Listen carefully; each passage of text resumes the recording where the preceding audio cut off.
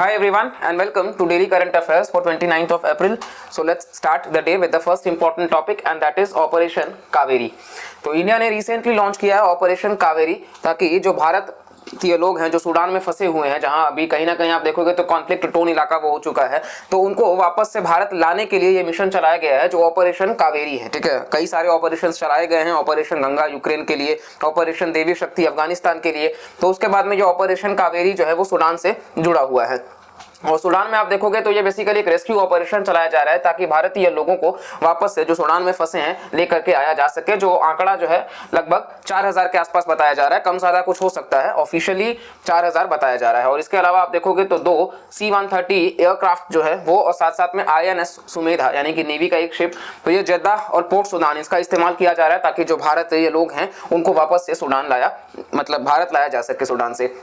इसके अलावा इवैक्यूएशन की बात कर लेते हैं तो यहाँ पे आप देखोगे तो कंट्री का जो आर्मी है और जो पैरामिलिट्री है ये साथ मिलकर के काम कर रहे हैं। साथ साथ में RSF जो है वहाँ सूडान में रैपिड सपोर्ट फोर्सेस, उनके साथ भी कहीं ना कहीं, क्योंकि ऑलरेडी उन्हीं के बीच में ये जो कॉन्फ्लिक्ट चालू है, आप देखोगे तो कहीं ना कहीं मतलब ये दोनों, इसके ऊपर हमने एक डिटेल्ड वीडियो भी बनाया है तो आप उसको भी जाकर के चेकआउट कर सकते हैं, जहाँ आपको समझ आएगा कि ये मिलिट्री और पैरामिलिट्री के बीच में फाइट क्यों है। और साथ साथ में आप कारण देखोगे तो यहाँ पे वही है कि एक पावर होल्ड करना, ठीक है, क्योंकि कहीं ना कहीं वहाँ पे अभी डेमोक्रेसी नहीं है और इस वजह से मिलिट्री कू कर चुका है, तो अभी इन्हीं दोनों के बीच में पावर टसल चल रहा है कि कौन ज्यादा डोमिनेटिंग होगा। नेक्स्ट टॉपिक है वाइब्रेंट विलेजेस प्रोग्राम। तो सेंटर ने वाइब्रेंट विलेजेस प्रोग्राम लॉन्च किया है जो बेसिकली इंफ्रास्ट्रक्चर को डेवलप करने की बात करता है उन एरियाज में जो ज्यादातर आप देखोगे चाइना बॉर्डर से सटे हुए हैं, और इसको नाम दिया गया है गति शक्ति मेगा प्रोजेक्ट। इसके तहत कवर किया जा रहा है ताकि जो बॉर्डर हैं जो चाइना से जुड़े हुए हैं, क्योंकि वो कहीं ना कहीं आप देखोगे तो थोड़ा सा वल्नरेबल भी हो जाते हैं, तो इसीलिए हमारा ध्यान इसलिए ज्यादातर उन इंफ्रास्ट्रक्चर एरियाज पर ही है। वाइब्रेंट विलेजेस प्रोग्राम की बात कर लेते हैं तो इसको अनाउंस 2022 के बजट में किया गया था। तो प्रीलिम्स में सवाल आता है कि was announced in the year 2020 या 21, तो गलत हो जाएगा because it was announced in the year 2022 budget. M की बात कर लेते हैं तो ये कॉम्प्रिहेंसिव डेवलपमेंट की बात करता है उन एरियाज का जो चाइना से जो बॉर्डर शेयर करते हैं। अब चाइना ही है यहाँ पे, क्योंकि कई बार चाइना एंड पाकिस्तान भी लिखा हो सकता है, तो फिलहाल के लिए चाइना ही है। इसके अलावा वहाँ के लोगों का इवन क्वालिटी ऑफ लाइफ भी इंप्रूव करने की बात हुई है, और साथ साथ आप देखोगे तो माइग्रेशन वगैरह रोका जा सके और उनको सिक्योरिटी का भी मसला ना रहे। कौन कौन से गाँव कवर हैं, तो लगभग 3000 के आसपास, ये आंकड़ा याद रखने की जरूरत नहीं है। कौन कौन से स्टेट्स कवर करता है, तो अरुणाचल प्रदेश, सिक्किम, उत्तराखंड, हिमाचल प्रदेश और लद्दाख। ज्यादातर जो चाइना के साथ बॉर्डर शेयर करते हैं उन्हीं स्टेट्स को यहाँ पे कवर किया गया है अंडर वाइब्रेंट विलेजेस प्रोग्राम। और फर्स्ट फेज में आप देखोगे तो 3 फाइनेंशियल ईयर्स तक ये चलेगा, 2023-24, 2025, 26, यानी कि यहाँ तक जो है वो कोशिश यही किया जाएगा कि इतने ज्यादा गाँवों को टारगेट किया जा सके, 662, जिसमें से लगभग 450 के आसपास अरुणाचल प्रदेश से ही अकेले के होंगे। और इसको यहाँ पे कनेक्ट किया जाएगा ऑल वेदर रोड्स के साथ में, पोर्टेबल यानी कि पीने योग्य पानी मिल सके, 24/7 इलेक्ट्रिसिटी हो सके, और सोलर और विंड एनर्जी पे फोकस होगा, यानी कि सिर्फ हम कहीं ना कहीं नॉन रिन्यूएबल पे नहीं, रिन्यूएबल एनर्जी पे भी फोकस कर रहे हैं, यानी कि ग्रीन एनर्जी पे भी हम फोकस कर रहे हैं। इसके अलावा अच्छा मोबाइल और इंटरनेट कनेक्टिविटी भी हो सके, हेल्थ केयर और लाइवलीहुड के अच्छे ऑप्शंस भी इंप्रूव किए जा सके ना। इसको गति शक्ति से ही क्यों मर्ज किया गया, तो गति शक्ति जो है वो 16 मंत्रालय को एक साथ लाता है, जिसमें रेलवे और रोडवे भी है, जो इंटीग्रेटेड प्लानिंग की बात करते हैं और इंप्लीमेंट करने की बात करते हैं ताकि जो कनेक्टिविटी प्रोजेक्ट्स हैं उसको बेहतर किया जा सके। यहाँ गवर्नमेंट डिपार्टमेंट्स का इस्तेमाल किया जाता है ताकि ऑपरेशनल जो लीकेजेस हैं उसको ब्रेक किया जा सके। इसके अलावा हम बात कर सकते हैं तो VVP जो है इस प्रोग्राम के तहत गति शक्ति जो है वो ज़्यादा अच्छा कोऑर्डिनेशन करेगा, क्योंकि देखिए अलग अलग क्या है कि उनको बार बार जाना नहीं पड़ेगा, एक जगह पर उनको इंटीग्रेटेड मिल जाएगा तो वो उनके लिए भी बेटर होगा। पेपर वर्क यानी कि हम जो रेड टेपिज्म कहते हैं वो कम होगा। नेक्स्ट हम बात करते हैं markets in crypto assets, MiCA। European parliament ने अप्रूव किया है मार्केट्स इन क्रिप्टो एसेट्स का, जो बेसिकली वर्ल्ड का पहला कॉम्प्रिहेंसिव सेट ऑफ रूल्स है जो कहीं ना कहीं अनरेगुलेटेड क्रिप्टो करेंसी मार्केट्स को गवर्नमेंट रेगुलेशन में लाता है। क्या लिखा है, अनरेगुलेटेड क्रिप्टो करेंसी मार्केट को रेगुलेशन में लाता है, ऐसा ब्रिटेन के पार्लियामेंट ने पास किया है, और ये अपने आप में दुनिया का पहला होगा। इस वजह से डायरेक्ट सवाल हो सकता है कि MiCA किस कंट्री के पार्लियामेंट ने पास किया है। इसके अलावा आप देखोगे तो ये कंप्लायंस इंपोज करता है इशूअर्स पे जो क्रिप्टो एसेट्स को डील कर रहे हैं, और ये साथ साथ आप देखोगे तो सर्विस प्रोवाइडर्स को भी अप्लाई करता है। मतलब ओवरऑल आप देखोगे तो जो इशूअर्स हैं साथ साथ जो प्रोवाइडर्स हैं उन सबके ऊपर ये लागू होगा। और ये कोई भी जो मेंबर होगा, मतलब कोई भी कंट्री अगर उससे जुड़ी हुई है, जैसे यूके ने अगर लॉन्च किया है तो बाकी भी सदस्य अगर कोई यूके में जाकर इन्वेस्ट कर रहा है तो उसके खिलाफ भी ये मतलब कवर करेगा। साथ साथ आप देखोगे तो ये इन्फॉर्मेशन वगैरह भी भेजता है और एंटी मनी लॉन्ड्रिंग अथॉरिटी भी ये क्रिएट करता है।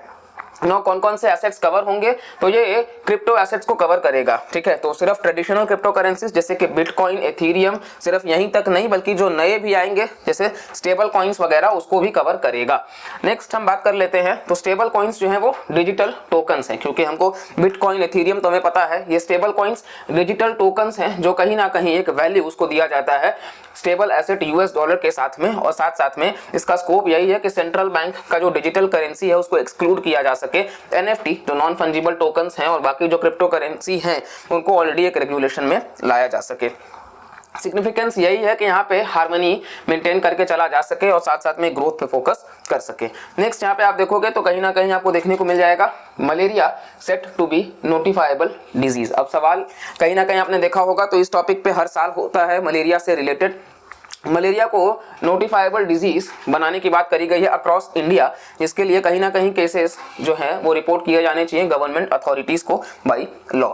अब ये बेसिकली लाइफ थ्रेटनिंग डिजीज है, आप सबको पता है, और जो कि एक पैरासाइट से होता है और इसका जो ट्रांसमिशन है वो एक इन्फेक्टेड फीमेल एनोफिलिस मस्कीटो के बाइट से होता है। कॉजेस की बात कर लेते हैं तो 4 स्पीशीज हैं प्लाज्मोडियम पैरासाइट्स के, वो चारों के नाम है, साइंटिफिकली नाम है तो इसलिए इंपॉर्टेंट ज्यादा नहीं बनता है। नेक्स्ट हम बात कर लेते हैं, तो यहाँ सिर्फ आपको जो याद रखना है वो फीमेल एनोफिलिस का नाम याद रखिएगा। सिम्टम्स में ज्यादातर फीवर, चिल, हेडेक, मतलब यही सारा मसल पेन, तो यही सब आपको देखने को मिलेगा। डायग्नोसिस एक ही कारण है, ब्लड टेस्ट वगैरह से। ट्रीटमेंट में एंटी मलेरियल ड्रग्स है, जैसे कि आपने देखा होगा हाइड्रोक्सीक्लोरोक्विन काफी चर्चा में था। प्रिवेंशन की बात कर लेते हैं तो इंसेक्टिसाइड ट्रीटेड बेड नेट्स वगैरह, क्योंकि और ज्यादा तो तरीका है नहीं, मच्छरदानी वगैरह का यूज कर सकते हैं, रिपेलेंट्स का यूज कर सकते हैं और फुल क्लोथिंग हम पहन सकते हैं ताकि हमें मच्छर जो है वो प्रोटेक्शन मतलब उनसे मिल सके। नेक्स्ट हम बात करते हैं तो वैक्सीन वगैरह, तो मॉस्क्वी रिस्क करके एक वैक्सीन है जो ऑलरेडी इसको डील करता है। इसके अलावा नोटिफाइबल डिजीज क्या है, तो देखिए नोटिफाइबल डिजीज वो डिजीज होता है जिसको लॉ के तहत रिपोर्ट किया जाएगा गवर्नमेंट अथॉरिटीज के द्वारा कि इतना ज्यादा जो केसेस है वो मलेरिया का देखने को मिला है। और इस डिजीज को जब लीगली नोटिफाइबल बना दिया जाएगा तो यहाँ पे क्या होगा कि जो डॉक्टर्स और हेल्थ प्रोफेशनल्स हैं उनको अलाउ किया जाएगा कि वो इंटरवीन कर सके कि किसी तरीके से उसके स्प्रेड को रोका जा सके, जो बेसिकली हाईली इन्फेक्शियस डिजीज बनता जाता है। सेंटर ने नोटिफाई भी किया है अलग अलग डिजीजेस जैसे कि cholera, diphtheria, encephalitis, leprosy, meningitis, pertussis, ये सारे कई सारे बाकी भी नाम है। टीबी वगैरह काफी मतलब आपने देखा ही होगा, एड्स वगैरह, हेपाटाइटिस, मीजल्स, तो इन सबको ऑलरेडी कवर किया गया है। मलेरिया उसमें एक अब एड ऑन हो चुका है।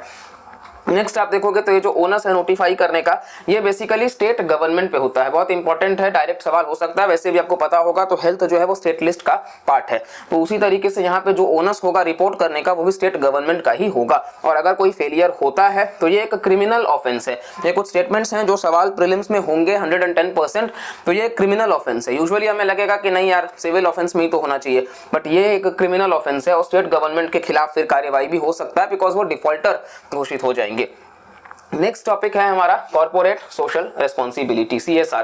जैसा कि आपको पता होगा कि कंपनी जो भी अगर मैसिव लेवल पे प्रॉफिट बनाती है तो अगर वो नेचुरल रिसोर्सेज का इस्तेमाल करते हैं तो हर कंपनी को एटलीस्ट अपना 2% ऑफ द प्रॉफिट जो है वो शेयर करना पड़ता है CSR फंडिंग में। तो यहाँ को उसी के रिलेटेड बात हो रही है कि कंपनीज को पुश किया जा रहा है कि जो चैरिटेबल स्पेंडिंग है वो कहीं ना कहीं ज्यादा अपना मतलब लिस्टेड कंपनीज का बढ़ा सके और ओवरऑल क्यूमुलेटिव इसको मतलब मैंडेटरी किया जाना चाहिए 2021-22 से बातें करी जा रही है। ये बिजनेस मॉडल जो है ये बेसिकली कंपनीज को एक एफर्ट दिया जाता है कि वो एनहांस कर सके वहां के जो सोसाइटी को वो डिग्रेड कर रहे हैं, जो एनवायरनमेंट को डिग्रेड कर रहे हैं, उसकी वजह से लोगों का जो लाइवलीहुड है उसको बेहतर बना सके।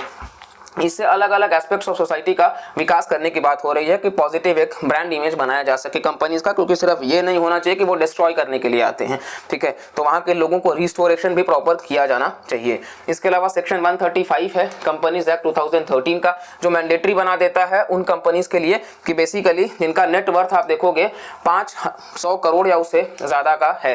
तो सबसे पहला पॉइंट प्रीलिम्स में सवाल इसी तरीके से होते हैं, तो 500 करोड़ या उससे ज्यादा का नेटवर्थ है। इसके अलावा अलावा आप देखोगे तो वो कंपनी जिनका जो टर्नओवर है वो 1000 करोड़ या उससे ज्यादा, तो नेटवर्थ 500 करोड़ का, टर्नओवर 1000 करोड़ का या उससे ज्यादा। और इसके अलावा नेट प्रॉफिट उन कंपनीज का जिनका 5 करोड़ या उससे ज्यादा का है। तो ये 3 क्राइटेरियाज हैं, प्रॉफिट होगा तो 5 करोड़, और इसके अलावा हमने देखा टर्नओवर होगा तो 1000 करोड़, और इसके अलावा आप देखोगे एसेट्स की बात कर ले जाए तो 500 करोड़। ये 3 पॉइंट्स आप ध्यान रखिएगा। और ये जो एक्ट है वो बेसिकली 2% उनके एवरेज नेट प्रॉफिट का पिछले 3 साल का कवर करता है, क्योंकि यही मोस्ट इंपॉर्टेंट कीवर्ड्स हैं जिस पे सवाल होते हैं, क्योंकि यही वो घुमाएंगे कि एवरी ईयर पे, तो वो एवरी 3 ईयर्स पे होगा, 2% पे होगा, और बाकी ये जो कुछ फैक्चुअल था थोड़ा सा मगअप करना होगा कि यस नेट प्रॉफिट 5 करोड़ का है, टर्नओवर 1000 का है, और इसके अलावा हमने नेटवर्थ 500 करोड़ का देखा, और कंपनीज एक्ट 2013 से इंस्पायर्ड है, तो ये भी आप याद रखिएगा। Now this was all from today's current affairs, और अगर आपको वीडियो पसंद आता है तो प्लीज लाइक करिएगा और सब्सक्राइब करिएगा चैनल को, और ऐसे इंटरेस्टिंग करंट अफेयर्स के लिए आप बाकी लोगों को भी सजेस्ट कर सकते हैं। मिलते हैं नेक्स्ट वीडियो में, तब तक के लिए bye bye, take care and जय हिंद।